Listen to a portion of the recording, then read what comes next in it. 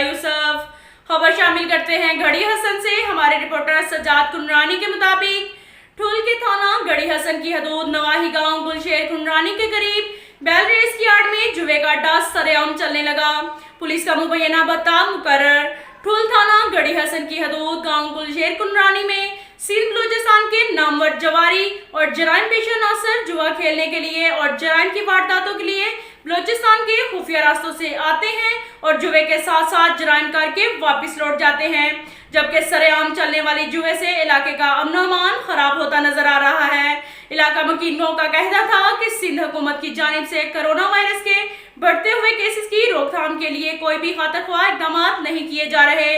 इलाका मुकीनों ने DIG Larkana, RPO Sukkur और IG सिंध से मुतालबा किया कि सरेआम चलने वाले जुए के खिलाफ फौरी तौर पर इकदाम उठाए जाएं और गुलशेर कुंडरानी के करीब चलने वाली जुए के अड्डे को बंद करके नौजवान नस्ल को तबाही से बचाया जाए। अब तक के लिए इतना ही काफी है। मिलते हैं अगले बुलेटिन में, हमारे साथ रहिएगा। अल्लाह हाफिज।